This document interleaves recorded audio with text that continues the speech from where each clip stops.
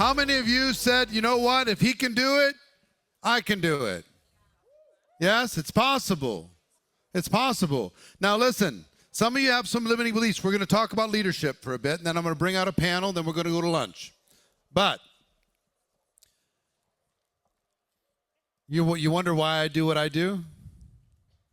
Why do you think? Contribution. Here's what I learned. I needed to make sure I took care of me first. And what I mean by that is I needed to lead myself, cause myself to do things that were uncomfortable, cause myself to stretch, cause myself to grow, to learn the skills, to learn retention, to learn sales, to learn duplication, to learn presentation, to learn leadership.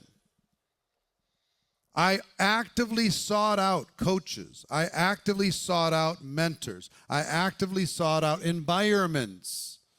I worked to earn my way into a more powerful crowd.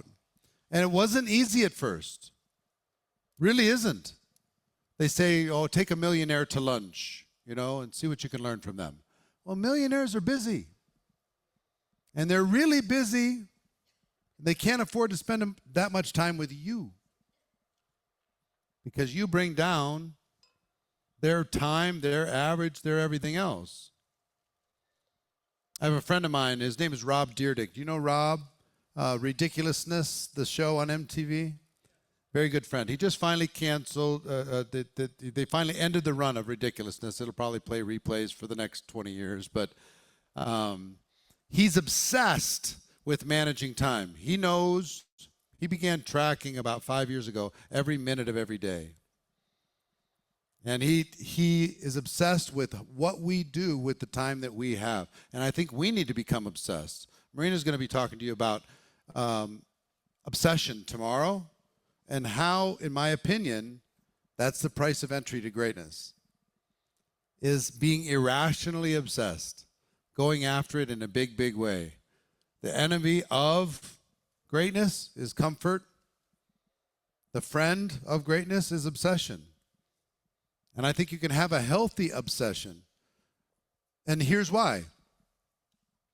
I was sitting backstage with Jim Rohn one time, and it was always special. One thing you might not know about Jim Rohn is he was not really the same guy one-on-one as he was on stage.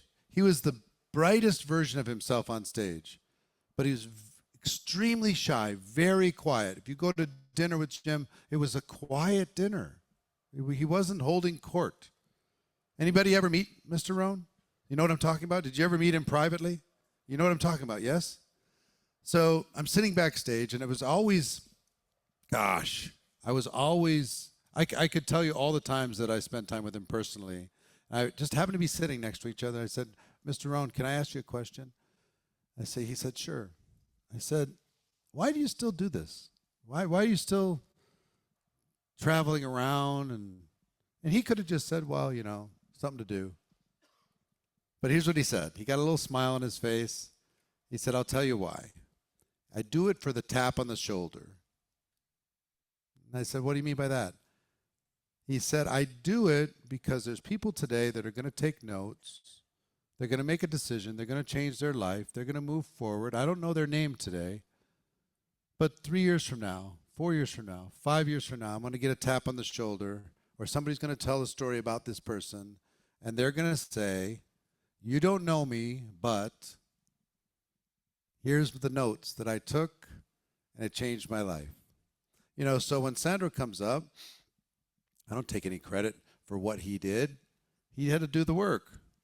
But the fact that I can be a little part of that story, a little piece of that testimonial, makes me happy. And I would wish you that joy of a person of showing up in somebody else's testimonial.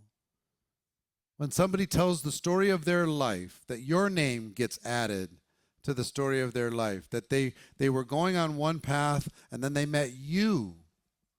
And you were prepared for that moment when they met you. You were equipped in that moment to help them go from where they were to where they wanted to be. And because of you, they did it. And it doesn't need to be a big thing, but I mean, I barely graduated high school. 18 jobs by the time I was 23 years old. Never in my wildest dreams would I imagine that there'd ever be times when 50,000 people were watching from around the world in the middle of the night. You know, it's different languages happening, and people would travel from all over the world to come here. Millions of people would be impacted every single week. But that's what happened. You know why? I learned how to lead me. Then I was equipped to lead others. Then I was equipped. We try to get shortcuts, all of us. We hope network marketing will be a shortcut for us. I'm here to tell you that there aren't shortcuts to legacy. There aren't shortcuts to real impact and contribution. You need to be prepared for the moment. I want you to make a decision more than anything. At some point over this weekend, my hope, my prayer is that you make a decision, say, I'm going to be prepared for the moment.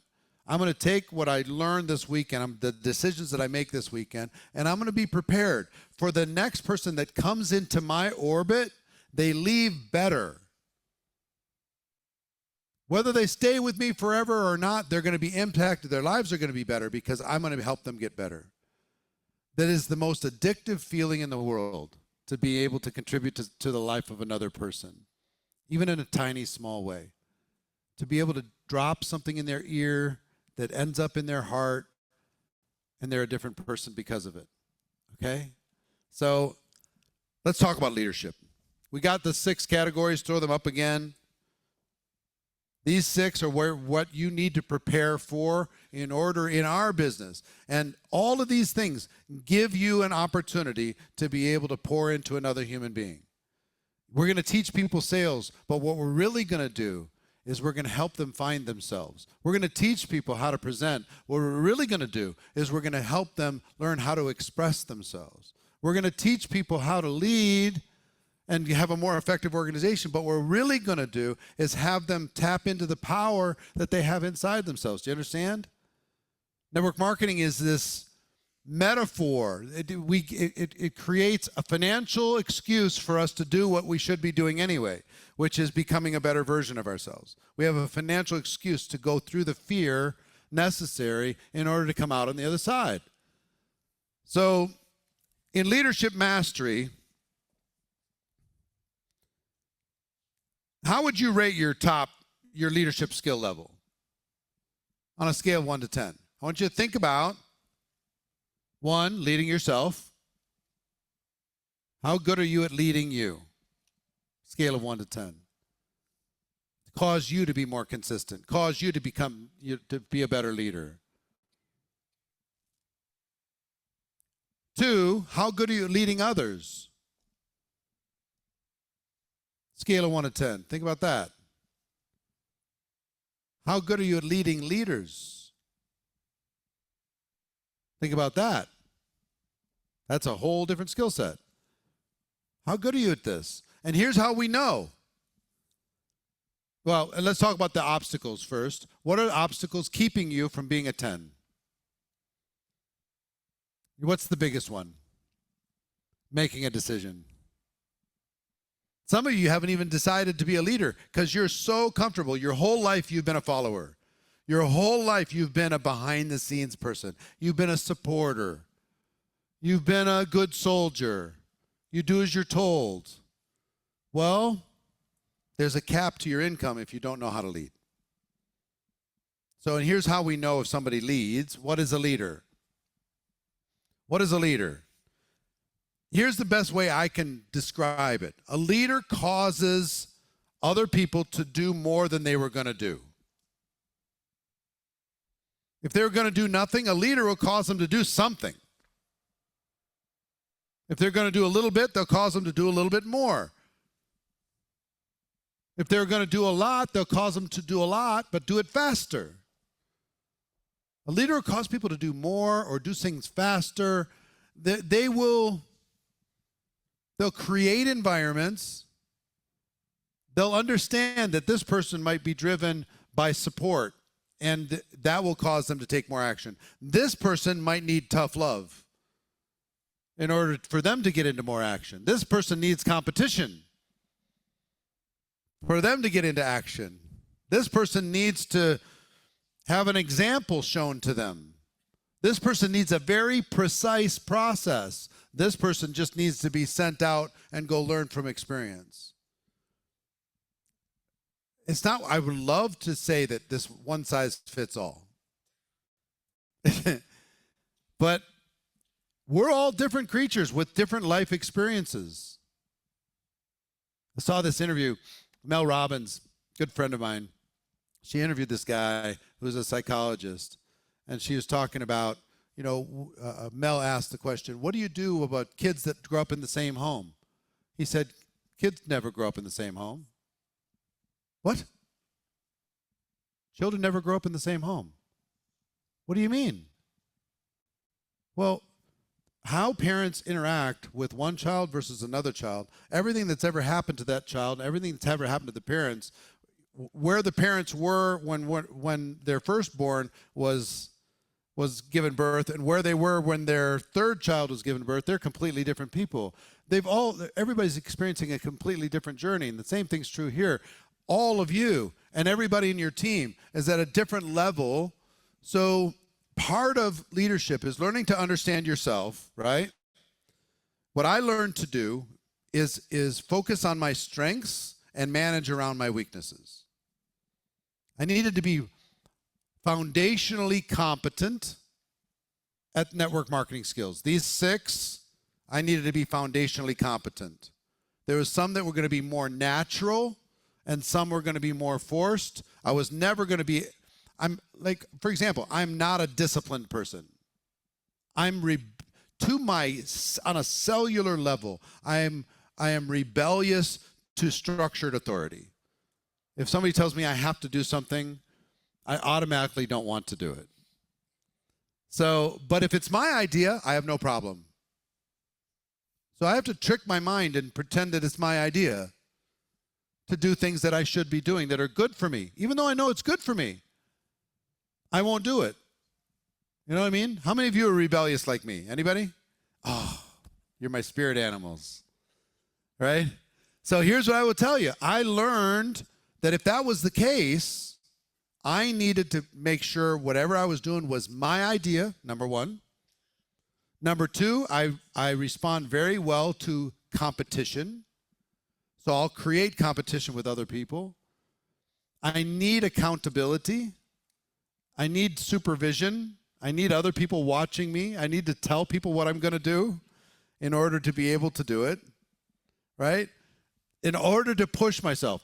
But I also knew that not everybody was like me. I love competition. I love it. I love to win, and I love you losing, If we're going to play a game, I want to see you lose. It's just almost as fun as me winning. I love it so much. Any of you competitive? Yes? Now, how many of you are not competitive? Raise your hands. See, there's some people not competitive. That's not going to resonate with that person. I'll find that out really, really fast. That person needs a plan. That person is okay competing with themselves. That person's not going to be driven by the same drivers. So if I'm going to be a good leader, I can't be one size fits all.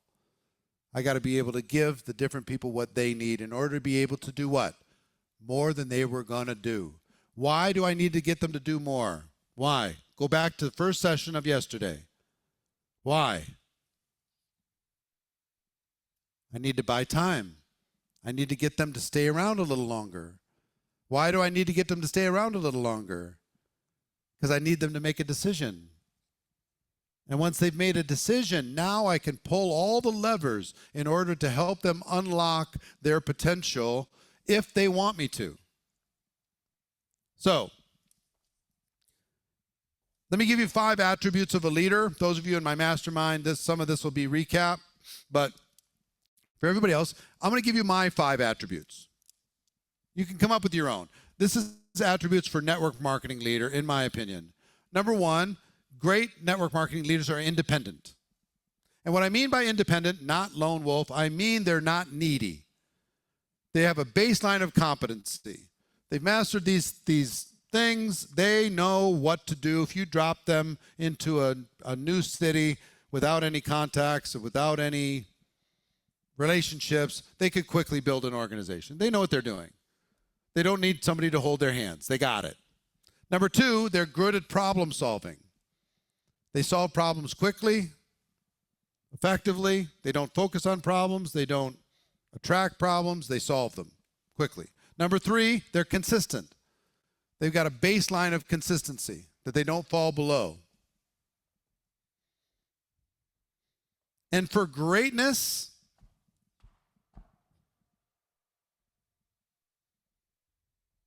you okay if I tell you the truth? Real candid? Sandra, how many days off do you take in a year? Complete, unplugged, total days off. 0. Some of you are like, I don't want that life.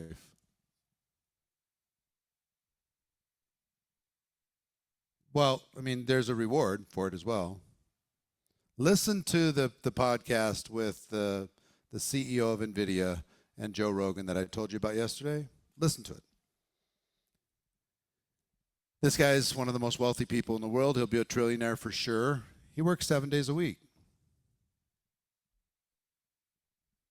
His children who work for the company work 7 days a week.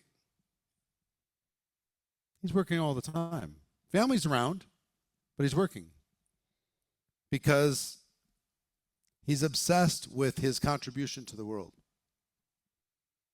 Now, what I've learned is great, outstanding, breakthrough, life-changing people never take a day off completely. They might look like it, but they're still thinking, they're dreaming, they're planning, they're making a note on their phone, something to do tomorrow. And you just got to decide, are you willing, do you really need to fit into everybody's mold of how you should run a life? Or are you prepared to do what you want to do? Now, I'm not saying you have to work 14 hours a day, 7 days a week, but if you want to build an empire, you should consider what is your current work ethic and what could change. Let me ask you a question. If your life was a movie, your life was a movie, what would the audience be screaming at the screen for you to do? That unless you do this, you're always going to be stuck. Would it be obvious? If the audience was watching your life as a reality show, would it be obvious why you are at the level that you're at and not at a higher level? What things get you knocked off track? What things cause you to play smaller? What things get you, because here's all it takes. Here's all it takes. You're going, you're focused, you're building. Click, one tiny little thing happens. You lose 6 months. Like that. 6 months gone. What happened? We don't know. We come back in this room. Oh, wait. Back on track. And then boom, boom, boom, click. 3 months gone. One little drama. We lose a month. One little argument. We lose 3 weeks. One customer says one thing. We lose 3 days. Just like this. So leaders need to learn how to not only be independent problem solvers, consistent. They're just a different group of people. They have a big vision and the ability to communicate that vision. They can paint a picture in people's minds. They can cause people to see a bigger vision than they will be able to see by themselves. They say, I have a dream in their own way. They paint this picture and get people to believe. Have you ever heard somebody, a leader, and they talked and they laid out what the next 3 years was going to look like and you believed it? You went, you know what? Maybe. And what if you were part of that vision? What if that vision was, I need you? I'm going to tell you something this afternoon, but I'm going to plant the seed now. My biggest wish is to impact the world and help network marketing go to its proper place. 200 billion is not it. It is just a tiny, tiny business at 200 billion.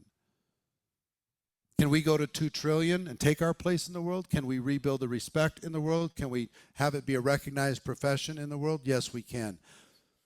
But I need your help. I can only reach a certain number of people, and I can't reach them one-on-one. You can. You can reach them in your groups and impact them in your groups in a way that I can't. We can together, if we work together, you go out there as an ambassador, I'm here as an ambassador, you're there as an ambassador, be a partner in order to be able to educate the world one by one, group by group, city by city, town by town, family by family. That's what I want to see. I want to see more people equipped to be able to do this right than just crossing their fingers hoping for the best. And that's what we've been doing for ever since I've been involved. People crossing their fingers, hoping for the best, and hoping that network marketing is going to make up for them, or waiting for some other leader to show up and do what they could be doing. Big vision. And again, people who create action that wouldn't have happened without them. So I want you to think in 3 categories. One is leading yourself. How tough are you on you? If there was 2 versions of you, one version was the boss and the other version was the employee. Are you a tough boss or an easy boss? If you don't feel like working today, can you take the day off? Most of you probably do. So I'm going to ask you to lead yourself. What I mean by that is demand excellence of yourself. Demand mastery. Demand that you create better retention within your group. Demand better sales. Demand better recruiting. Demand better duplication. Demand more presenters in your organization. Go back to the slide of the 5 skills. I want to give you an example. The 5 skills of a network marketer. You back up to that? Thank you. I want you to think about these 5. Independent, problem solver, consistent, big vision, creates action. How many of you can firmly commit that you are solid on all 5? Raise your hands.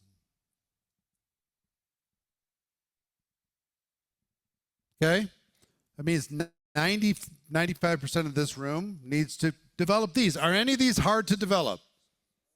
Impossible? Difficult? I mean, if they were a college course, could you fill a college course with any one of these? It'd be kind of hard, right? Just a decision. Yes? Now, how many people on your team have all 5 of these? How many on your team have all 5? Think about it. Write the number under your notes somewhere. How many do you have on your team that have all 5? We just agreed that these weren't that difficult. They weren't that hard. How many? 0? What do you have? Somebody give me a number. 0? Is 0 a good number? No. Okay. Now again, thank you for saying it. Awareness is what's going to take you to the moment of decision, because guess what? In order to have more than 0, you have to become more than 0. Who else? 7. How many do you have? 2. 5. Sorry? 8? 10? 10? Who else? 2? 2? 2? 2? Thank you for sharing. Love you. Who else? Anybody have more than 10? Who has more than 10? Sandra, how many you have? 200. That's how you get to the check.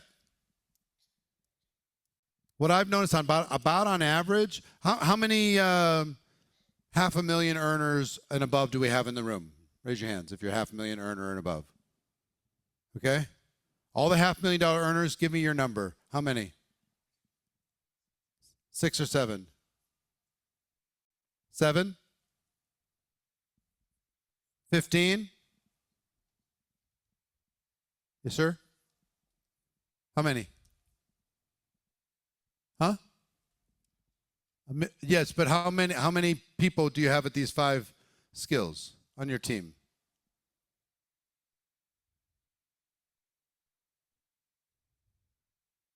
I don't know what that means. 13? 30?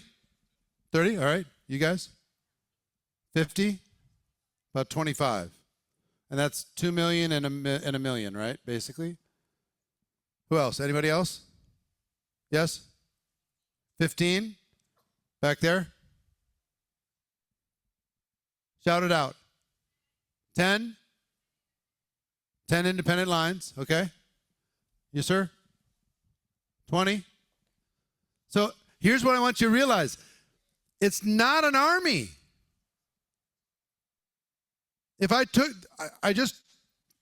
you just saw how many it takes in order to be able to build a team. If you were the head of NVIDIA and this was your only job, was to develop people with these 5 skill sets, how many could you develop? If this is the only way you got paid, develop these 5 skill sets. I mean, you could develop a lot. If you're Jeff Bezos and that was your only mission, was to drive these 5 things, how many could you develop? You got to know it, number one. Number two, you got to identify people that are willing to step in, starting with you, if your skill set's not where it needs to be. You've got to learn this. Then you've got to teach this. Mentor people. Get mentored yourself and mentor other people. And then you have to teach people to teach it. Okay? Then you get thickness of leadership. Then you get real stability. Then you get real growth. So what I want for you so much is to get beyond an income in network marketing and into a business in network marketing. And leadership is the ticket.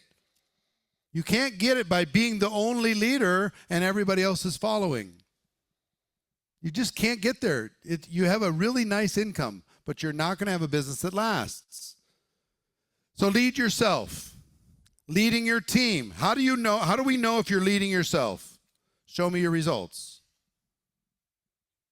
Show me your results. Show me what's happening with sales, what's happening with recruiting, what's happening with systems, what's happening. How many people do you have going to the company convention? How many people do you have plugging into the programs? How many are using the products? How many are innovating? How many are doing presentations? Just the presentation mastery alone. How many presentations, formal A to Z presentations, do you think are happening on your team in this calendar day? Today, on your team, if you measured them all? 0? If it's a 0, well, we know what a 0 is going to turn into. You have 3 presentations. 3, but here's the thing. We want to get to scale, right? In order to get, if you need to get to 300 presentations, what do you need? 300 people that are skilled at presenting. You need to teach people how to present, which means you need to learn it. You need to teach it. You need to work with them. Then you need to encourage them to do it, and they'll do it if they have more confidence. If they have more confidence from learning it, they'll take more action. What if there was 1,000 presentations happening on your team every day around the world? Not hard to do. I'm just talking about a presentation. Could be over coffee. I know you're talking about formal, but whether it's over coffee, in-house, over lunch, over breakfast, over Zoom, people need to learn how to be able to do this, right? So we're going to judge based upon results. 2, leading your team. I'm going to know if you're successful at leading your team if you can get people to take action. if you can get them to do consistent action. You lead in a number of different ways. It's not just telling people what to do. In our business, a lot of people think leadership is barking orders. Now go sell. Now go recruit. Now go get everybody registered for the event. That's a part of leadership, but let me tell you what real leadership is. Let me mentor you so you can do this without me. Let me empower you. Let me equip you. Let me train you. Let me get you into action. Let me do it with you. Let me guide you through the process from dependence to independence so you can take action without me. So one, can you get yourself to take action that you normally wouldn't take? Two, can you get other people to take action and equip them? And three, as they become leaders, can you stay in good relationship and have an interdependence relationship with them where you work together instead of separately?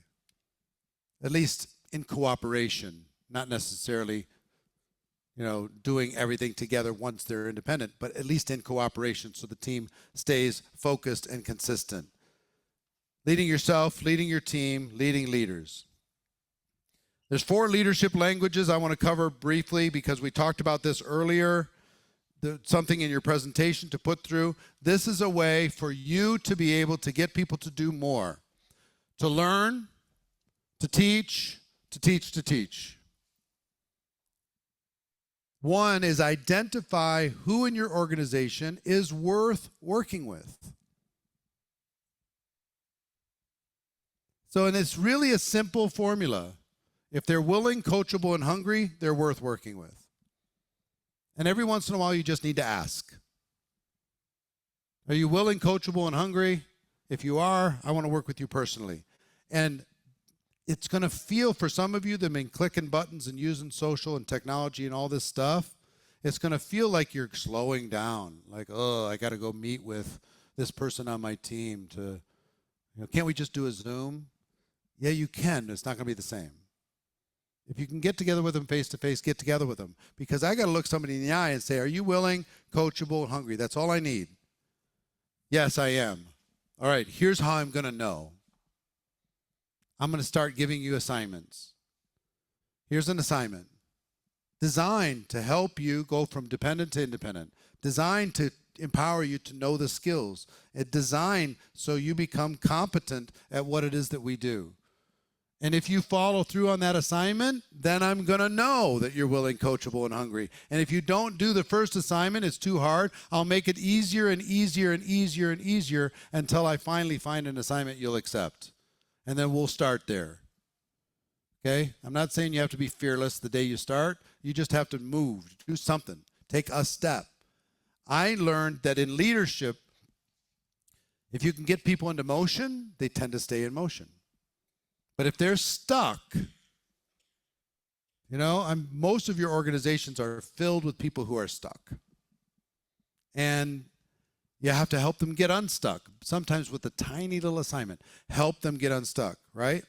So you're going to use assignments, you're going to use challenges. If somebody says they're going to bring 5 people to the next meeting, challenge them to bring 10. If they're going to bring 3 people to the convention, challenge them to bring 5. If they're going to get to that next position in your compensation structure by January 1st, say, let's get it done before Christmas. Faster, more. Give them challenges. This is the way I give assignments, trainings, assignments, etc., information with an outcome. And I tell people to get back to me when they do it, and it's a tool to find out if people are worth working with. And if they are, then I pour into those people because you don't need that many in order to be able to totally change your life. On average, about 20 people with the 5 skill sets will be about $1 million a year income on average. 20. They exist probably in your team right now. They just need to be developed. So you got to develop yourself to be able to equip them. Assignments, challenges, stories, telling them stories, examples of what they could do, warnings of what will happen if they do bad things. Tell them stories. And 4th, vision, sharing your vision with them. These are the leadership languages. Pretty much If my lips are moving, I'm either training, assigning, challenging, telling stories, or casting a vision. Really. I mean, and think about, go deconstruct the communication of any strong leader. Go deconstruct it. And that's all you'll see is those things.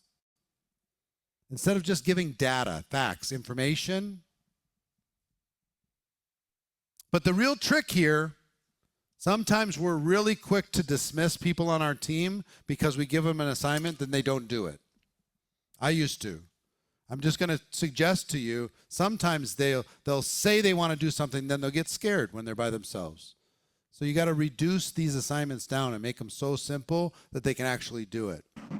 And when they do it, congratulate them and then give them the next one. And then the next and the next and the next. That's what mentorship looks like. Have you ever been mentored or coached? How many of you have been mentored or coached by somebody? Right? If you have, you know what that feeling was like. It's not a moment. It's 1,000 little 1% things. If I'm coaching somebody, I'm going to listen. Let me tell you what I do when I coach somebody. Okay, you know, I walk through this in detail in all of this. But if I'm coaching you, what's your name? Jessica. Hi, Jessica. So if I'm coaching Jessica, I'm going to say, Jessica, first thing I need to know. You want to build this, right? She says, yeah. I just need to know if you're willing, coachable, hungry. Are you? Yeah. Fantastic. Here's where I'd like to start. Because I'm committed. If you're committed, I'm committed. Here's where I'd like to start. I need to know everything. Can you tell me everything? I want you to go back as far back as you're willing to go. I want to hear all your hopes, all your dreams. I want to hear the times you were disappointed. I want to know the times you were betrayed. I want to know the times that you fell on your face or were embarrassed. I want to know things that worked in the past and didn't. What are you insecure about? What are you confident about? What drives you? What turns you off? You know, what's going to inspire you? What makes you mad? Does getting mad help you achieve more, or does it not? Is it more encouragement that you need in order to be able to go where you need to go? Are you okay with tough love? Right? Tell me about the times when you had your heart smashed. What happened? All right? So in a very safe space, I want you to, if you're willing to, I want you to share with me stuff that maybe you haven't shared with your friends. Okay? Not the second. But right? But here's and this conversation gives me everything I need to know in order to be able to help her.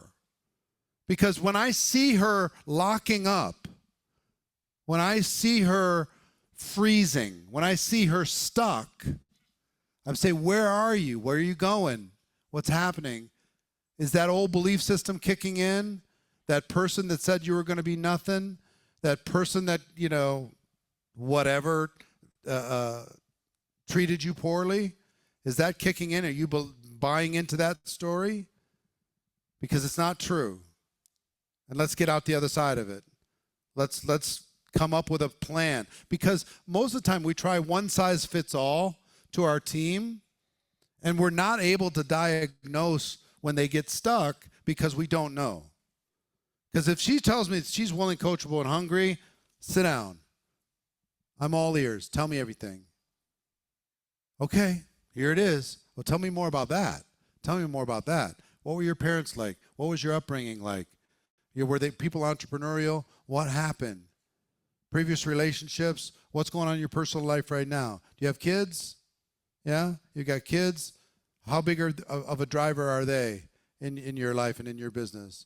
What does a future, perfect future look like? It looks like, oh, this.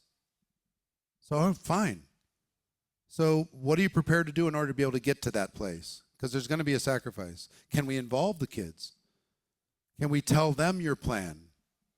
I don't care how young they are. Can we tell them their plan and have them be part of it in order to be able to figure out how we're going to map this out and do it together as a family? Okay.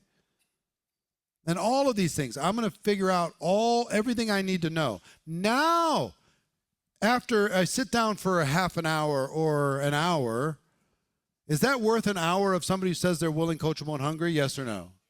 Yes. Can I now, with a little bit of context and wisdom, give her an assignment a little bit more effectively that will help her go to another place? 100%.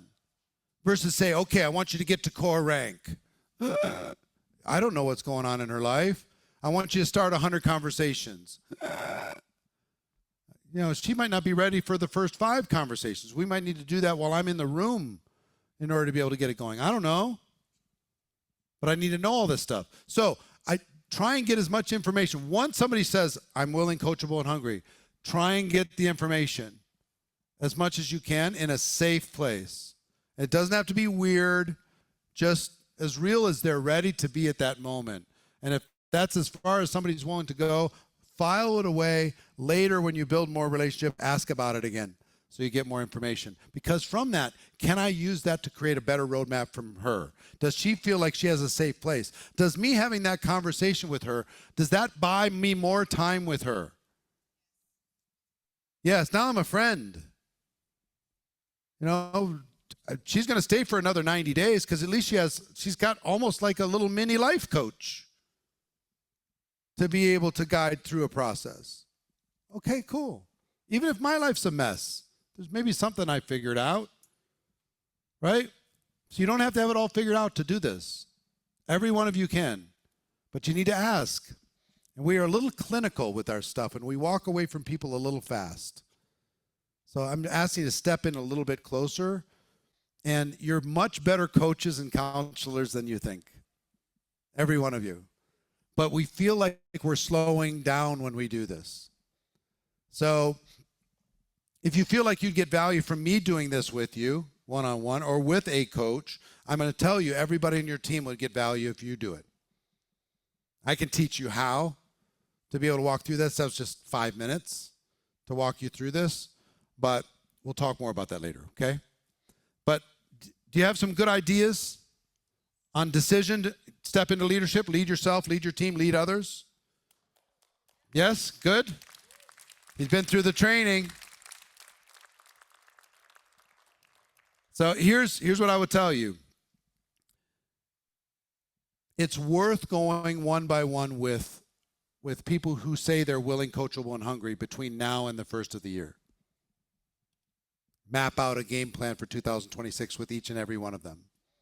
Lock arms with them because you don't need too many in order to totally change your life. If you have 0 that have these 5 skills, I'm going to be sitting down with her and I'm going to be mapping out. Here's how I want you to help you get independent, right? I want you to learn how to solve problems. I want to teach you how to be consistent. We're going to talk about your vision, how to communicate it, and I'm going to teach you how to create more action within your team. And that's the goal. We're going to get there. We're going to make money in the meantime.